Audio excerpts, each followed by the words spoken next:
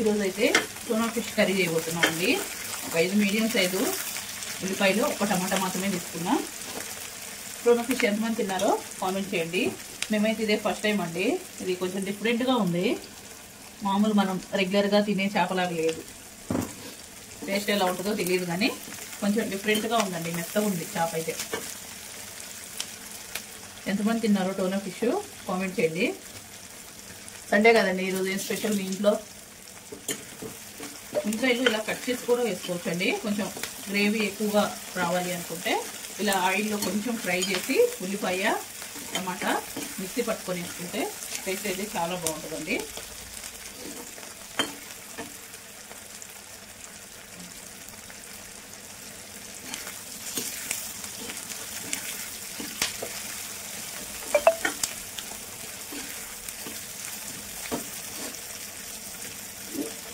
Tuna fish curry బాగుంటుందో fry బాగుంటుందో comment అయితే చేయండి. చేపల కర్రీ చేయడం అంటే చాలా రిస్క్ అనుకుంటారు అందరూ.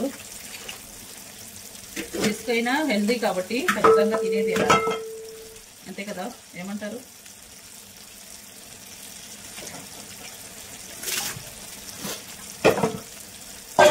మామిడికాయ వేసి వండుతానండి. ఈరోజు అయితే మామిడికాయ వేసి వండుదామనేసి మార్కెట్లో అయితే ఒక 2 మామిడికాయలు వేసుకొచ్చా.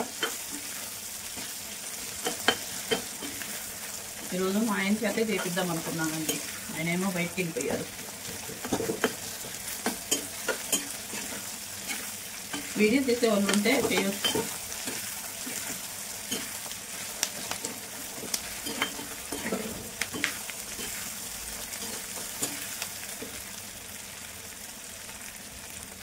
ఒరే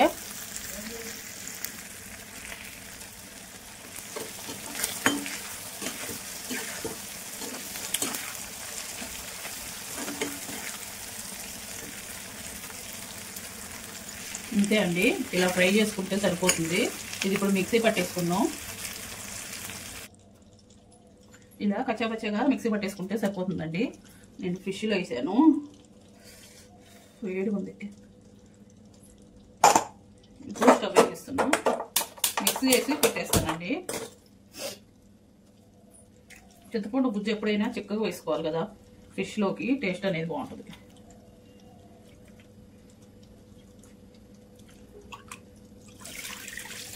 పండు కొంచెం కరివేపాకు తేవారా?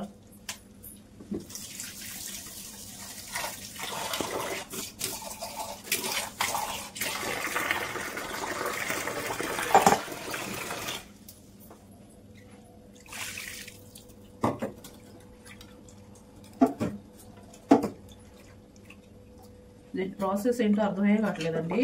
ఫిష్ అయితేనేమో మెత్తగా ఉంది. కొద్దిగా ఆయిల్ నేను కలిపి పెట్టినట్టు చూపిస్తున్నా మీకు.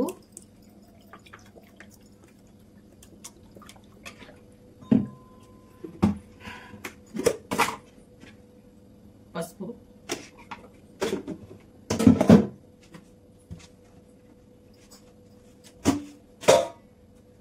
పులుసు కాబట్టి కారం కొంచెం ఎక్కువ పడుతుందండి. నేనైతే 2 స్పూన్స్ వేసా. ఇదైతే కర్రీ కొంచెం చూడడానికి కలర్ కూడా కొంచెం డిఫరెంట్గా ఉందండి. ఫిష్ త్వరగా ఉడుకుతుందేమో, మరి ఎంతసేపు పెట్టాలో నాకైతే తెలియదు. మామూలు ఫిష్ లాగేనేమో అనుకుంటున్నాను నేనైతే.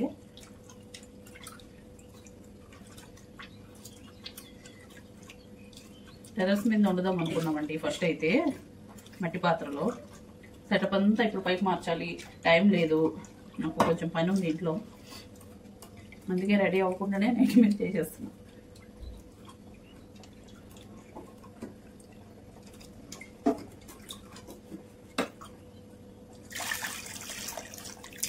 ఈ మాత్రం సరిపోతాయండి వాటరు.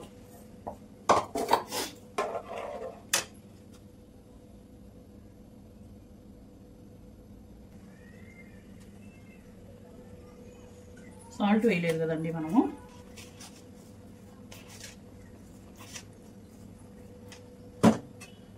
టీ స్పూన్స్ అయితే వేసాను. టీ స్పూన్ కాదు, చిన్నదే అది. కొంచెం కొత్తిమీర. ఇలా ఫస్టే కొత్తిమీర వేయడం వల్ల ఫ్లేవర్ అనేది బాగా దిగుతుందండి. జ్యూసీగా బాగుంటుంది, ముక్కలు పట్టిద్ది. చారు కూడా చాలా టేస్టీగా ఉంటాయి. కరివేపాకు రెబ్బలు 2,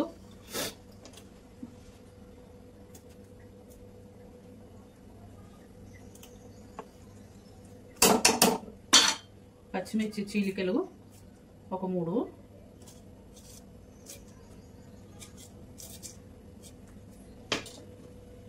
కొంచెం అల్లం ఎల్లిగడ్డ.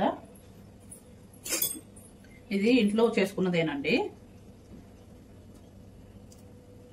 1 టీ స్పూన్. ఇప్పుడు ఒక మామిడికాయ మన స్పెషల్.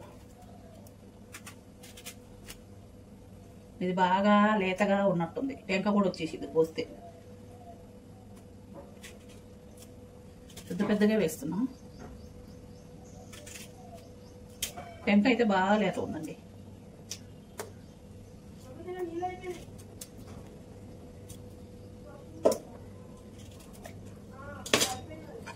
ఇప్పుడు అన్నీ చూసుకోవాలి, ఉప్పు కారం పులుపు సరిపోయిందా లేదా అని.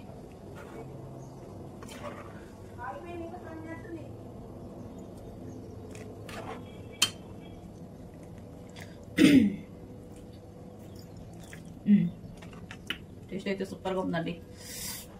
మనం మిక్సీ పట్టేయడం వల్ల చూసారా, ఇది ఉడకక ముందే ఎంత చిక్కగా ఉందో గ్రేవీ. కొద్దిగా సాల్ట్ పడింది, తర్వాత చూసి వేసుకుందాం. ఒక 10 నిమిషాలు. ఇంకా మసాలా ఏమేస్తారో నేను చూపిస్తాను. మూత పెట్టేస్తున్నా. నేను ఆల్రెడీ మసాలా అనేది ఇట్లా నూరు పెట్టేసుకుంటానండి. ఇది ఏంటి అంటే మెంతులు, జీలకర్ర, ఆవాలు లైట్గా ఫ్రై చేసి పెట్టుకున్నదండి. ఇది మనం దించే ముందు వేసుకుందాం. 10 నిమిషాలు అయితే అది ఉడకాలి. చూసారు కదండి, దగ్గర పడుతుంది కర్రీ అనేది. ఇప్పుడు మన జీలకర్ర మెంతులు పౌడర్ 1/2 టీ స్పూన్ చాలు. ఫుల్గా రెడీ అయిపోయిందండి కర్రీ. ఇది మన మామిడికాయ కూడా చూడండి ఎంత బాగా ఉడికిందో.